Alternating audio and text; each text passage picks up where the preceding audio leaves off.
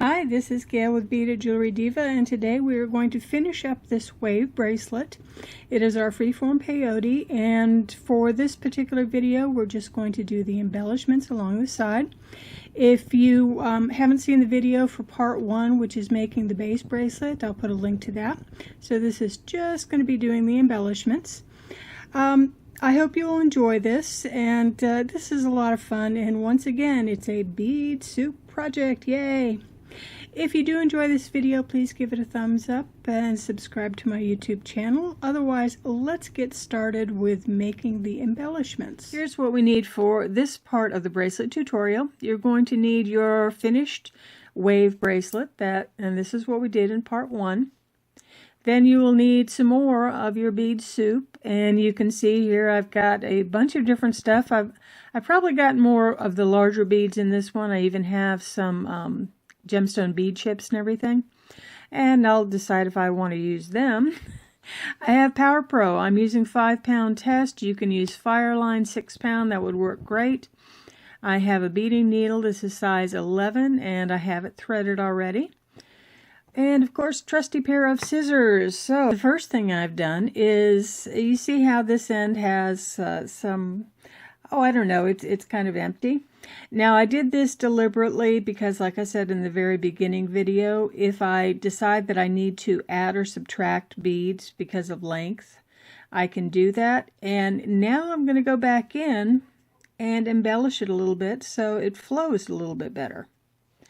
Alright, so here's what I've done. I've anchored my thread on the other side, and now I'm coming up through one of the top ones. It doesn't really matter which one. And this time I am going to deliberately look for the smaller beads, smaller seed beads. I'm going to find some 15s if I can. I will find a bunch of different ones, and what I'm going to do is I'm going to string from here to here, and let me go ahead, string a few, and then come back and show you. So I've strung a few on, and now you can see where the kind of length I'm getting. And I'm going to simply go through, I think, this white bead here. And what I'm going to do at this point is just go in and out. I'm going to be adding beads very similar to what I did for the rest of the bracelet. Only on this side I am going to use no larger than size 11s, because again this is going to be under your wrist, so I like to minimize the amount of beads you have because we're still adding more beads to it. Now I went ahead and I did the first half of this bracelet, and I want you to notice that I kind of kept the wave motif, so some areas are taller than other areas. What I'm going to do is I'm going to show you some of the types of stitches that I did. First off, you can see, well, let's see if I can show you better. My thread is coming out of the second bead from the end. I don't have it coming out the first, I have it coming out of the second. I'm going to pick up just a few beads. You can see that I have a very short stack on this side, so I'm going to kind of mirror it on this side. Now you don't have to do it exactly. You know, it can vary with however you want it, but I'm going to pick up 3 beads. So I've got my 3 beads. I'm going to skip the white one and go down into the other 2 if I can arrange for that. So I'm going to skip the white one, go down into the other 2, and then through that black bead. So there we go. We've got a short stack. So that's one type of stitch you can use. Now here's another, and sometimes, just FYI, it's easier to work from the back because you don't have the distractions of the front. So I'm going to go up through the very next bead in line. Try not to tangle myself, which of course for me is absolutely impossible. I always tangle myself. I am the world's klutziest beater at times. Alright, so I'm coming up through the second one. I'm going to pick up 1 bead, slide it on down, going to pick up another bead, skip this one, and I'm actually going to go up into this bead. So it's a different way of making a picot. Then what I'm going to do is pick up another bead, slightly different one. So I've got this one, skipping this one, going down through the next one. So it's kind of a peyote-ish look. And then I'm going to pick up a larger bead, and I'm going to go down into, let's see, from the back, I'm going to go down into the next one. So once again, it's a different kind of look. All right, what are some of the other ideas? Back to where I should be. I am untangled. And my next decision for a stitch is I'm going to pick up a larger bead. This one is a hex, probably a size 11, no, size 8 hex. Pull it down, get tangled. It's the story of my life today, I tell you. Pick up another bead, and this time you can see it's a bigger bead. I've got, I think this one's actually a size 6. Pull it on down and pick up another 11. So this is going to be a stack, but it's a slightly different look to the stack. So I'm going to just go back down through these two and into this. So there's a larger one. And this is just an aside. You can see that I have this little piece of thread showing from when I cut something. I'll show you how I fixed that a little bit later on. Remind me. All right, so I'm looking like that. Another way that I've been doing the fringe is I take this and I grab a crystal. So it's just a, fire polished glass bead. I tangle my thread just like I always do. I can't decide if this is going to be a total blooper reel or not. Alright, I've got it like this. Then I'm going to pick up 3 size 11s or size 15s if I can find them. Yep, 3 size 15s. And I am going to go back down into these beads, just like I kind of normally would. And what I'm doing this time is I am trying to build a little picot on top of this. Let's see if we can get it a little better. So I built a little picot on top of it.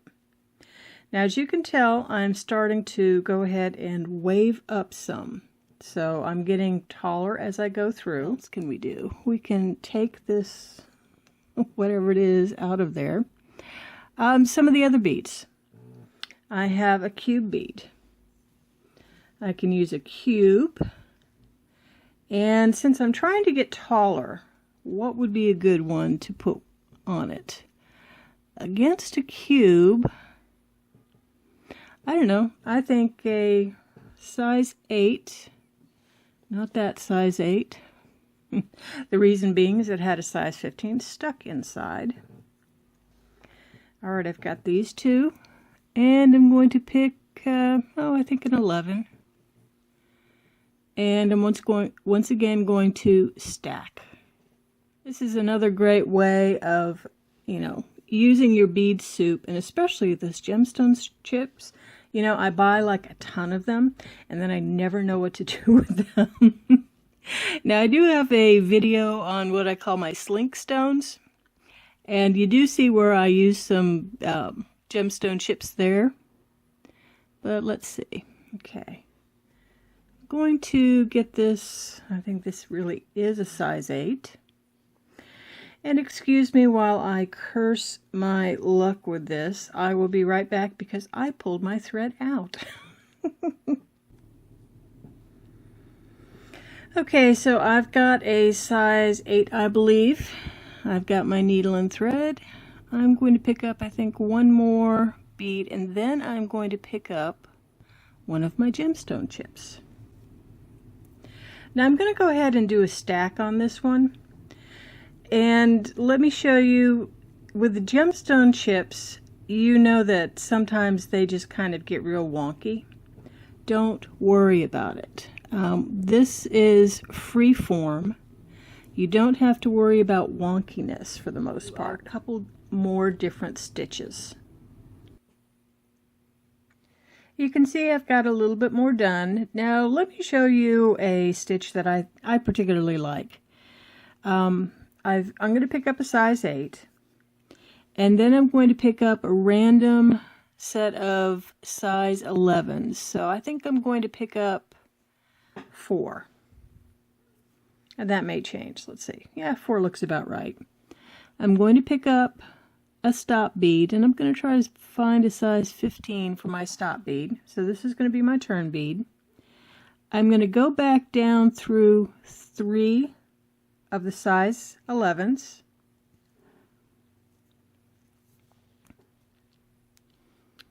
And if it ends up as kind of got a lot of thread showing, just go ahead and grab onto that size 15 at the end and then just pull some, and you'll get rid of a lot of that excess thread. Now what I'm going to do is I am going to put on about another 3 beads. So I've got another 3 beads. Let's see if we can focus.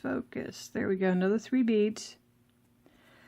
And this time I'm not going to pick up a stopper bead because I'm going to use this last bead as my turn bead. So this last one right here, I'm going to skip it. I'm going to go back down through and then back down through the 2 base beads. And really this is like a coraling technique. So I'm just coming up, and I'm going to pick up about, I don't know, maybe 5 beads, 6 beads. And for the most part, I'm picking up size 11s at this point. So I've got that. I think I want a few more. So I've got a size 11 hex even in here. And I think one more. I think one more would do it. So I've got it this tall, which is really tall, but what I'm going to do is I'm just going to go down through the next, go down through my bead. And what I've done is I've created a loop. So here are some different ideas for different kinds of beads you can use. You can see here I have a size 6, I believe, and what I'm going to do is I think actually I'm going to pick up a Super Uno bead.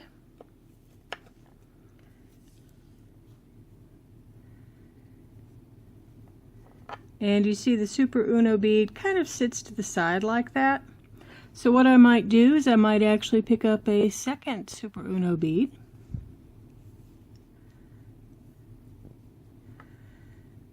Have the 2 of them. And then I'm just going to go back down through that size 6. Is to come up and just going to take one of the large Magatama beads. So we've got one of these. Then I'm going to pick, I think maybe a size 8 bead. And I'm going to grab another Magatama, or Magatama, or I know I'm probably butchering that. But anyway, I've got these 3 on. And again, I am going back down into the same bead I came out of. And I have a different kind of look. And this time I've got just a larger drop bead. So I'm going to pick up a crystal, I think. I'm going to pick up the larger drop bead. So I've got a little bit of height on it. Come back down. And this time I think I'm going to go over to the bead right next to it because I've got a lot of fullness here.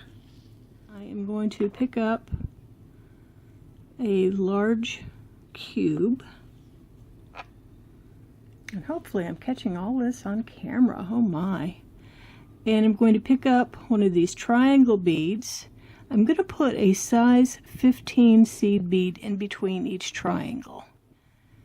So 1, 2, 3 triangles, and I have 2 seed beads, or 2 size 15s, and my last triangle. Slide them down and go back down through the cube bead. Alright, so I've pretty much got this finished. Now I'm going to go ahead and show you, remember I said I had that one little thread in there? Okay, this is how I take care of it. This is a thread burner. And while I don't use it for all of the way that I end threads, this is useful for those little nubbins. And I'll show you how it basically works. What I've got is, you see that there's a little filament here and there's a button here. And you press and hold that button for a few seconds. Then you come and you lightly touch, and voila, it comes off. Now let's see if I can find that funky little thread up close and personal. Well, don't know if you can see it, but it's right here, and I just touch it and it goes away. It gets melted basically. What I like to do is, I've got a ton of bead soup, so the bead soup that I have, I use. I do like to go ahead and throw in some beads that aren't in my bead soup, and that would include things like the triangle beads and the drops and things like that. I usually don't put them in my bead soup. I usually actually save those. But all the others are fair game. Now, as for colors, when I do my bead soup, I have different, let's see if I can show you. I have some different containers that have different color beads. Like, for example, this is my blue bead soup. So I have mostly blues and some purples and a few greens and whatever. And I have bead soups for red and purple and green, etc., etc. And I just grab them and I dump them out. Like maybe a few grabs full. And I just dump them out and I just work with them. And the beauty of it is since I have those big containers, whatever I have left over, I just dump into the closest color container like this one. I'd probably dump into the blues because I think I have more blues than I have greens or whatever. And that's easy enough to take care of that. So that is the bracelet. You've seen it from start to finish. You've seen it go from a basic black peyote all the way up to what I have here. And it's a lot of fun. It's an intro to freeform work. There's no pressure. You can do whatever you feel like. And, if you don't like some piece of fringe or whatever, just rip it out and start over. But I think you get the idea that this is whatever you want to make of it. Now, if you want to, like I said, even emphasize some of the waves more, you can move it around like that, or you can be more deliberate on how you bead these. Like you can see that I have a very definite wave here and a much shallower wave over here. I got a lot taller over here, and this side has some more moderate waves. So you can do whatever it is you feel like. Again, it's freeform. Well, I hope you've enjoyed this particular project. If you have, please give it a thumbs up. Subscribe to my YouTube channel. Come over and see me at beadedjewelrydiva.com, or come over and visit on the Facebook page. Love to see you. Anyway, this is Gail signing out, saying have yourself a beautiful day.